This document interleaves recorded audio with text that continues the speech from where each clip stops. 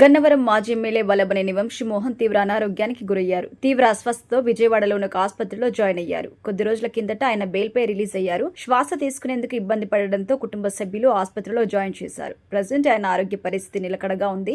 దాదాపు 135 రోజుల పాటు ఆయన జైల్లో గడపాల్సి వచ్చింది. ఆ టైంలో పలుమార్లు అనారోగ్యానికి గురయ్యారు. జైలు నుంచి ఆసుపత్రులకి తీసుకొచ్చి చికిత్స అందించేవారు. ఇప్పుడు బెయిల్పై వచ్చిన మరోసారి అస్వస్థకి గురి కావడంతో హుటాహుటిన కుటుంబ సభ్యులు హాస్పిటల్లో చేర్పించారు. ఏడాది ఫిబ్రవరి 17న ఏపీ పోలీసులు హైదరాబాద్లో ఉన్న వల్లభనేని వంశీమోహన్ను అదుపులోకి తీసుకున్నారు. ఆయనపై 11 కేసులు నమోదు చేసి అనేకసార్లు ఆయన బెయిల్ కోసం దరఖాస్తు కూడా చేసుకున్నారు. కానీ ఎప్పటికప్పుడు బెయిల్ పిటిషన్స్ తిరస్కరణకి గురయ్యేవి. ఎట్టకేలకు ఈ నెల 2న ఆయనకి బెయిల్ లభించింది. దీంతో ఆయన బయటకొచ్చారు. వైఎస్ఆర్ కాంగ్రెస్ పార్టీ శ్రేణులు ఘన స్వాగతం పలికి ఆ మరుసటి రోజున భార్యతో కలిసి మాజీ సీఎం జగన్మోహన్ రెడ్డిని కలిశారు. అటు తర్వాత మాజీ మంత్రులు కొడాలి నాని, పేర్ని నాని, వల్లభనేని వంశీని పరామర్శించారు.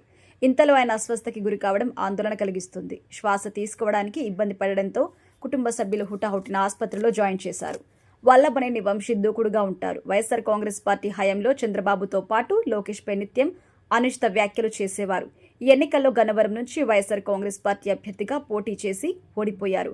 అప్పటి నుంచి నియోజకవర్గానికి దూరంగా ఉంటూ వస్తున్నారు. ఆయన విదేశాలకు వెళ్లిపోతారని ప్రచారం జరిగింది. ఇంతలో పాత కేసుల్ని తిరగదోడుతూ ఏపీ పోలీసులు కేసు నమోదు చేశారు. అరెస్టు కూడా చేశారు. దాదాపు 135 రోజుల పాటు వంశీ జైల్లోనే గడపాల్సి వచ్చింది. వాస్తవానికి గతంలో కూడా వల్లభనేని వంశీమోహన్ అనారోగ్యంతో బాధపడుతున్నట్టు వార్తలొచ్చాయి.